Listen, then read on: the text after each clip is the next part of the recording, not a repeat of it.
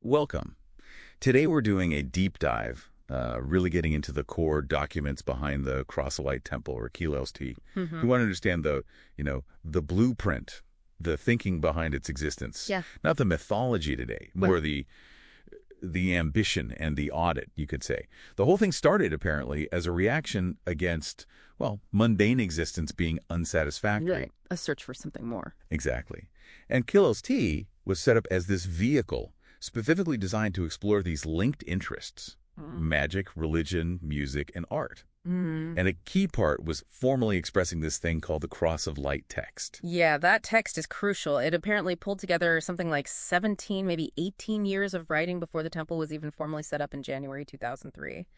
And you can really see the idealism in those roots, can't you? The whole system, it seems, it grew out of some kind of prior religious or magical experience, Right. which led them to this incredibly ambitious starting point, this original aim. The self-conscious attainment of mystical union with God. Quite a goal. Wow, yeah. 17 or 18 years of writing just to lay the groundwork. Shows you they were serious. Mhm. And this high-level goal, it translated into trying to build a personal system, focusing on those four interests you mentioned. Magic, religion, music, art. Right. Using those and their main method, the six-part rite they developed. The hope was that this whole structure, this system, would actually get them to that mystical union. A blueprint for transcendence, like you said. Pretty much. Okay, let's unpack this a bit, because this is where it gets really interesting, where the sort of philosophical concession happens. The documents are surprisingly frank about this gap, this tension between that huge ambition and what actually happened. They state pretty clearly, not only was that goal, the mystical union, not achieved, Right, which happens. but more than that, their later experience made them conclude the goal itself was invalid. That's a strong word. Invalid, yeah. Yeah. And the reason they decided the whole concept was just too vague and indefinable. You couldn't really work with it practically. But hang on, isn't that a bit like moving the goalposts after you miss? Saying the original target wasn't valid anyway. Well, you could see it that way. I mean, they did develop their personal system, the right and all that, but even then, they admit its merits, efficacy, and relevance are debatable. That's remarkably honest for this kind of project. It is, and it's easy to just slap the failure label on that original mission.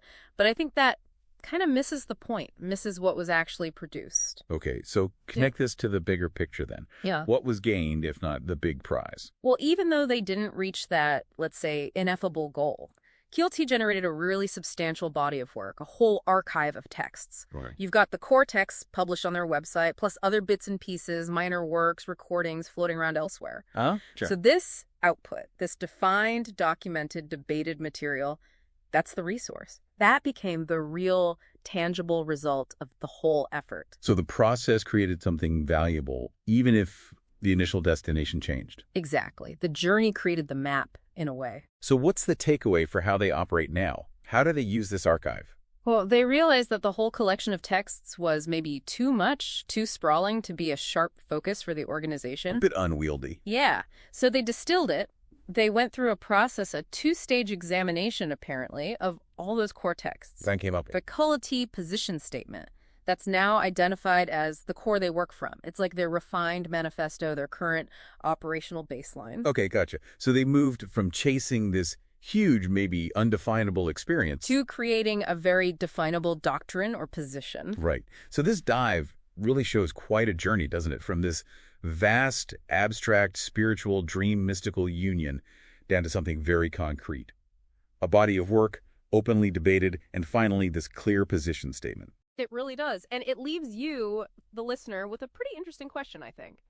When you look at these ambitious personal systems, what defines real success? Is it actually achieving that original, maybe sky-high spiritual goal? Or is it the tangible stuff, the text, the art, the ideas that gets created along the way and left behind for others to engage with?